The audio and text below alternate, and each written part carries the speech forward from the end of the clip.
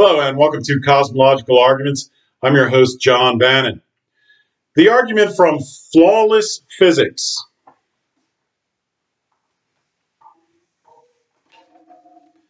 The argument from flawless physics proves the existence of God by demonstrating that physical reality must be caused by an immaterial being we call God. We observe from the cosmos that the physics of physical reality complies with unchanging laws, and that physical reality does not deviate from those laws. It is impossible that space-time over the lifetime of the cosmos would not deviate from those laws without being caused to do so. This cause of flawless physics must not itself be a physical reality, because it is the cause of physical reality and cannot logically be that which it causes to exist. This immaterial being must be uncaused, because there is nothing available to cause it. This immaterial being cannot be self-created, because it is impossible for something to cause itself, because it cannot exist before it is created. We call this uncaused, immaterial cause of physical reality God. So this cosmological argument concludes that physical reality and the universe and the cosmos must be caused. Now, the reason for this is that in our universe, we have something called the laws of physics.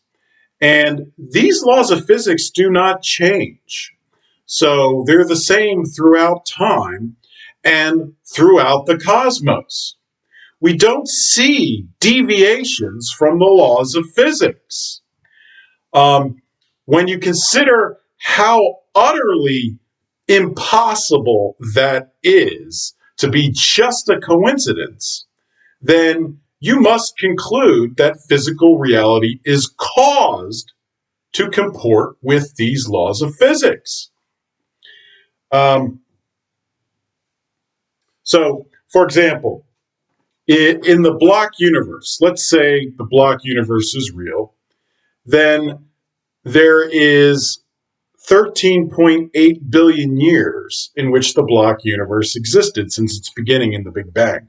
That means there's been 13.8 billion years of slices of space-time. Now, the block universe theory, which is based on Einstein's theory of general and special relativity, posits the existence of slices of space-time that are continuous in nature. So these slices of space-time, whether they're in the past, the present, or the future, are all considered real things. And a big issue is, well, are these slices of space-time uncaused? If they are, then you could argue that the universe is uncaused, in which case it doesn't need a cause, and therefore it doesn't need God. You don't need a God in an uncaused universe. So this argument proves that the universe is in fact caused, and these slices of space-time are in fact caused, and because of that, you must have a God. So how does it do that? Well, even though the block universe theory under general relativity posits that there's a continuous number of slices of space-time, so in other words, it's infinite. Nevertheless, it's subject to the Planck unit. It's a law of physics, and at the Planck unit, it breaks down. So one could assume that there is at least a Planck unit defining one slice of space-time in physical reality. It could be much more than that. In fact, general relativity says it's an infinite number, but an infinite number makes this argument even stronger. But we'll assume it's a Planck unit number. So a Planck unit of time is the time required for light to travel a distance of 1 Planck unit in a vacuum, which is approximately 5.3 times 10 to the negative 44 seconds.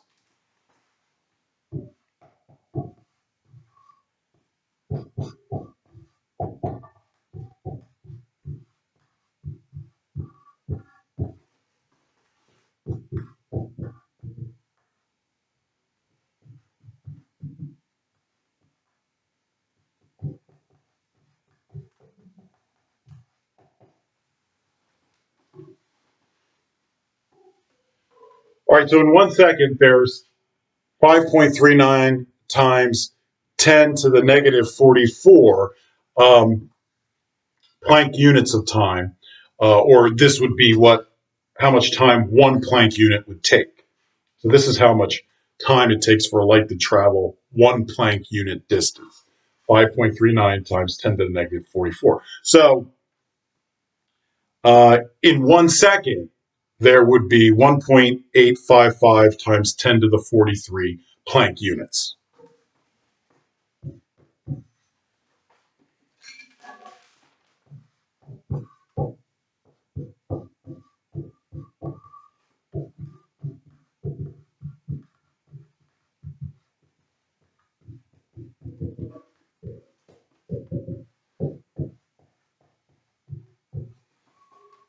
All right, that's an enormously high number. That's the number of Planck units in 1 second of time. Now, there are about 4.35 times 10 to the 7th seconds in 13.8 billion years.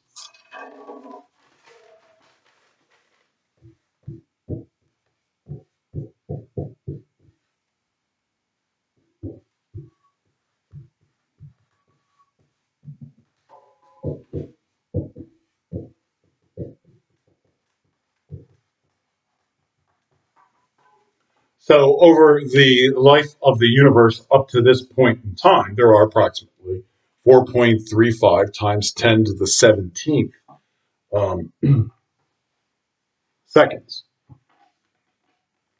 So, how many Planck units would that mean over the lifetime of the universe to the present moment in time?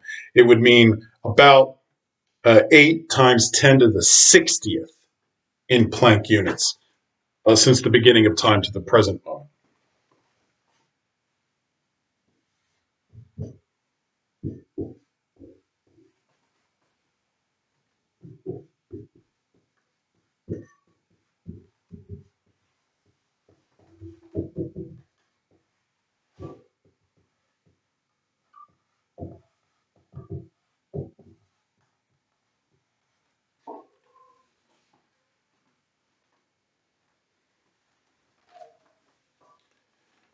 Now, many physicists suggest that the universe is going to end in a heat death about a Google years from now, which is 10 to the 100.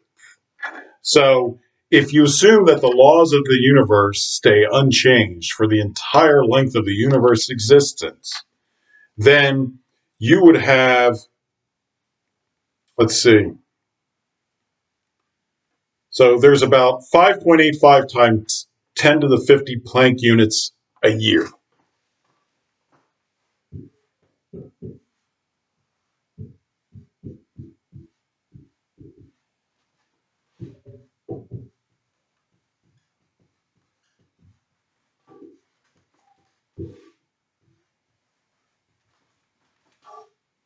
So in a Google years, you would end up with 5.85 times 10 to the 150th power of Planck units over the lifetime of the universe.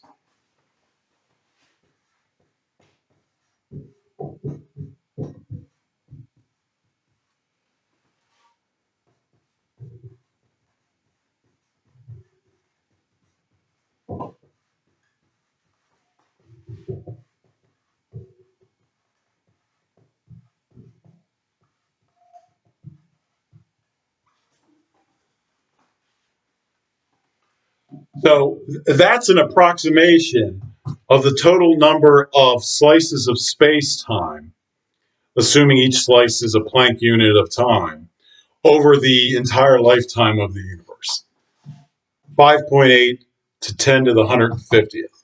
Now, a googol is 10 to the 100th. So this is much larger than a googol.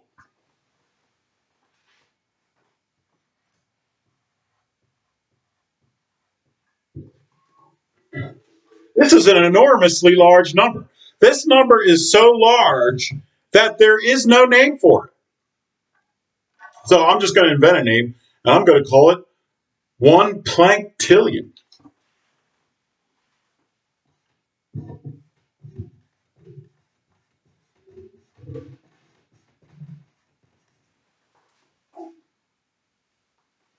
So there's approximately 1 Planktillion of slices of space-time during the entire existence of the universe. And all of those slices conform to the same unchanging laws of physics. Now, that's an impossibility.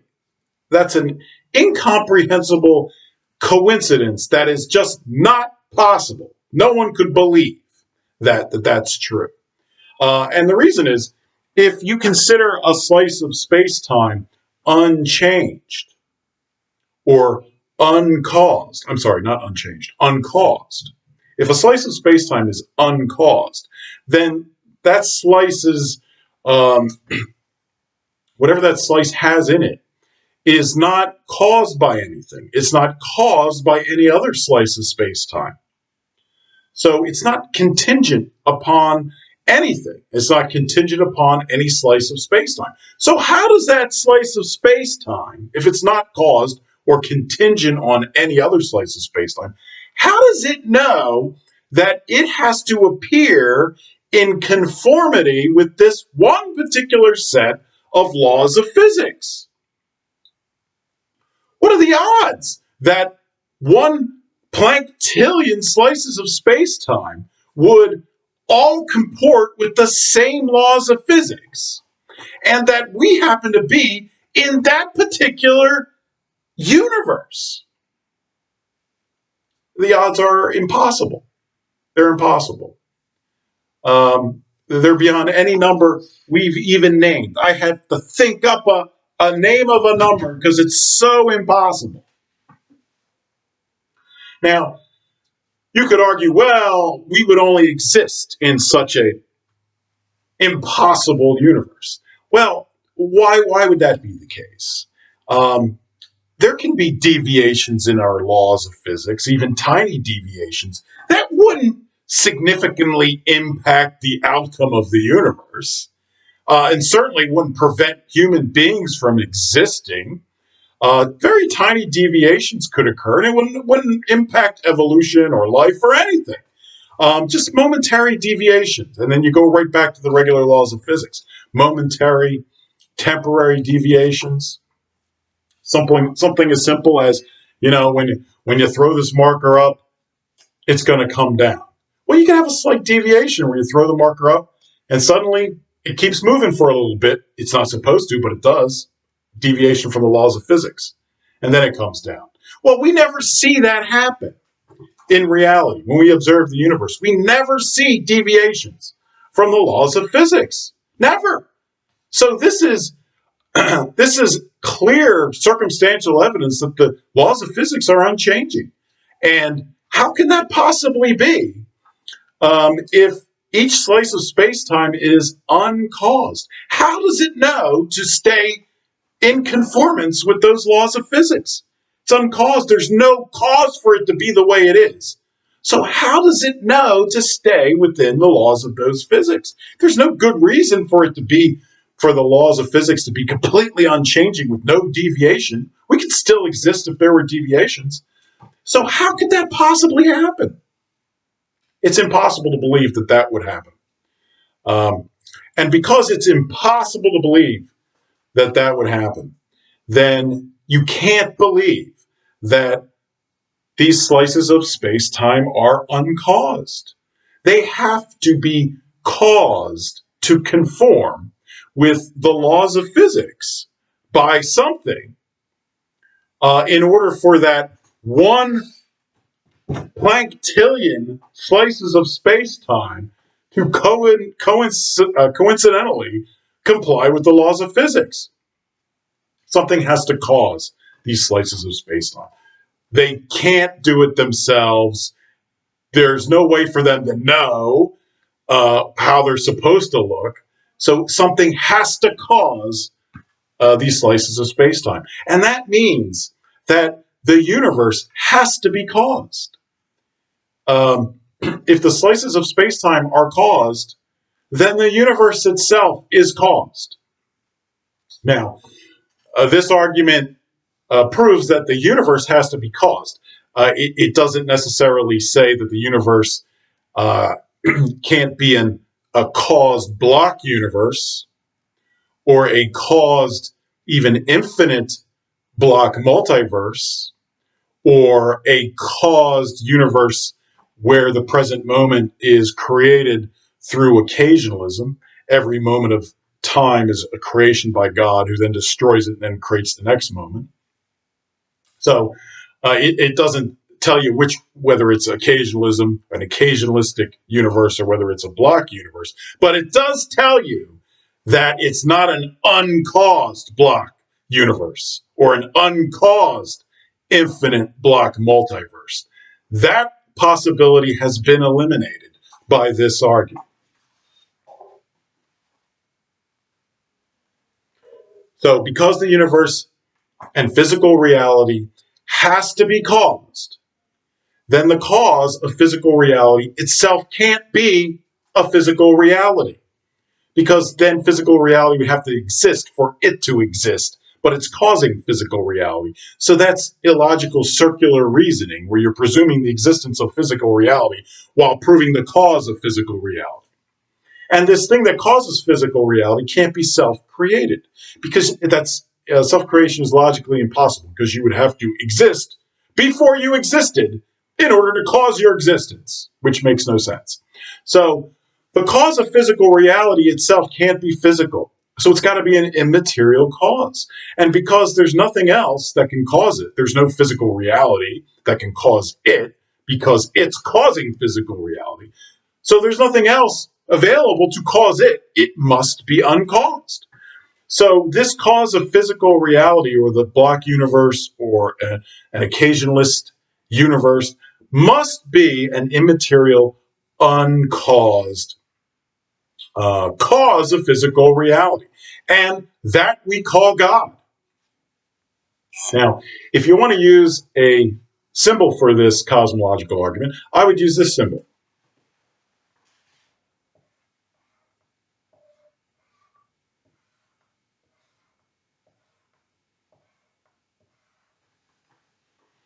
Now, this represents a flawless diamond. Okay, so this is the argument from flawless physics. All right, I hope you learned something from this argument. And this argument really defeats the atheistic argument that the block universe or an infinite block multiverse is uncaused and doesn't need a God. All right, take care.